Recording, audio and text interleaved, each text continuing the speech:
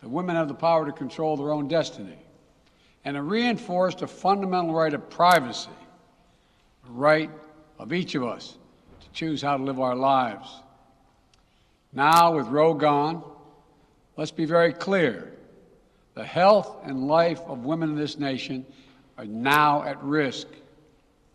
As chairman and ranking member of the Senate Judiciary Committee, as vice president and now as president of the United States, I've studied this case carefully. I've overseen more Supreme Court confirmations than anyone today, where this case was always discussed. I believe Roe v. Wade was the correct decision as a matter of constitutional law and application of the fundamental right to privacy and personal autonomy. It was a decision on a complex matter that drew a careful balance between a woman's right to choose earlier in her pregnancy and the state's ability to regulate later in her pregnancy.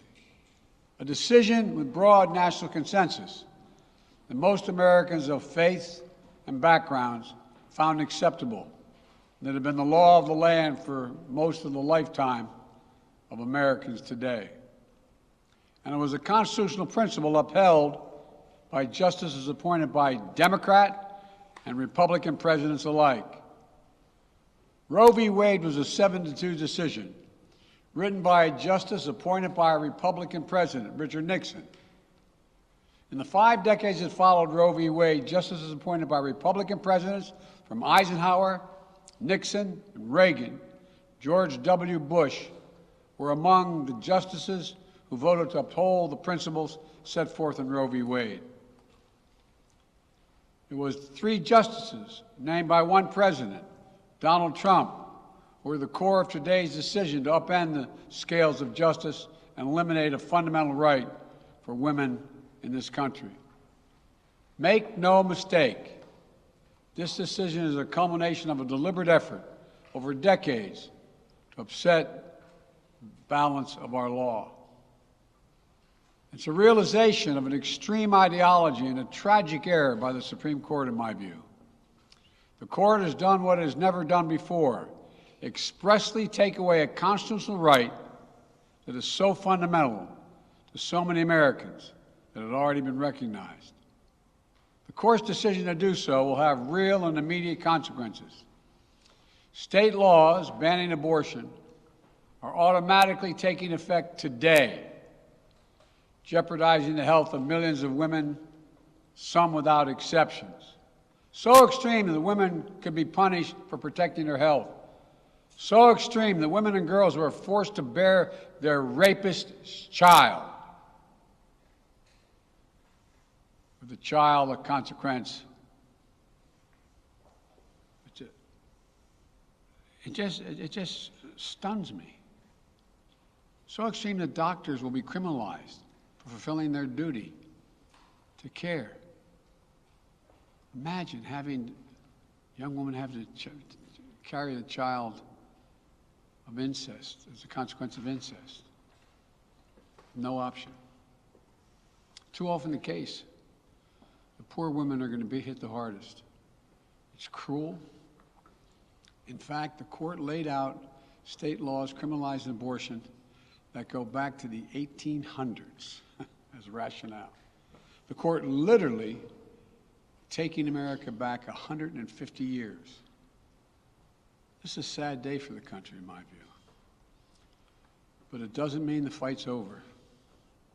Let me be very clear and unambiguous.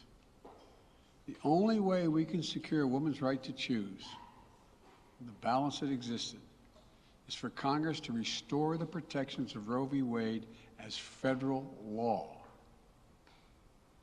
No executive action from the president can do that. And if Congress, as it appears, lacks the votes to do that now, voters need to make their voices heard. This fall, we must elect more senators and representatives who will codify women's right to choose into federal law once again. Elect more state leaders to protect this right at the local level. We need to restore the protections of Roe as law of the land. We need to elect officials who will do that. This fall, Roe is on the ballot. Personal freedoms are on the ballot. The right to privacy, liberty, equality, they're all on the ballot. Until then, I will do all of my power to protect a woman's right in states where they will face the consequences of today's decision. While the court's decision cast a dark shadow over a large swath of the land, many states in this country still recognize a woman's right to choose. So, if a woman lives in a state that restricts abortion, the Supreme Court's decision does not prevent her from traveling from her home state to the state that allows it. It does not prevent a doctor in that state from treating her. As the Attorney General has made clear, women must remain free to travel safely to another state to seek care they need. My administration will defend that bedrock right. If any state or local official, high or low, tries to interfere with a woman's exercising her basic right to travel, I will do everything in my power to fight that deeply un-American attack. My administration will also protect a woman's access to medications that are approved by the Food and Drug Administration, the FDA, like contraception, which is essential for preventative health care, mifepristone, which the FDA approved 20 years ago to safely end early pregnancies and is commonly used to treat miscarriages. Some states are saying that they'll try to ban or severely restrict access to these medications.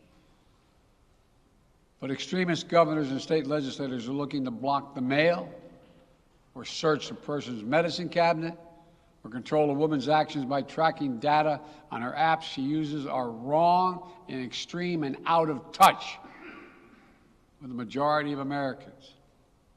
The American Medical Association, the American College of Obstetricians and Gynecologists wrote to me and Vice President Harris stressing that these laws are not based on evidence and asking us to act to protect access to care. They say by limiting access to these medicines, maternal mortality will climb in America. That's what they say. Today, I'm directing the Department of Health and Human Services to take steps to ensure these critical medications are available to the fullest extent possible.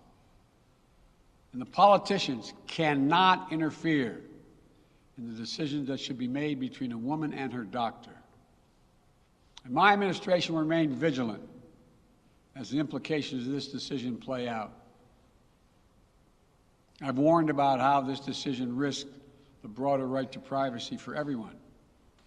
That's because Roe recognized the fundamental right to privacy that has served as a basis for so many more rights that we've come to take for granted, that are ingrained in the fabric of this country. The right to make the best decisions for your health. The right to use birth control, a married couple in the privacy of their bedroom, for God's sake. The right to marry the person you love. Now, Justice Thomas said as much today. He explicitly called to reconsider the right of marriage equality, the right of couples to make their choices on contraception. This is an extreme and dangerous path the court is now taking us on. Let me close with 2 points. First, I call on everyone, no matter how deeply they care about this decision, to keep all protests peaceful. Peaceful, peaceful, peaceful.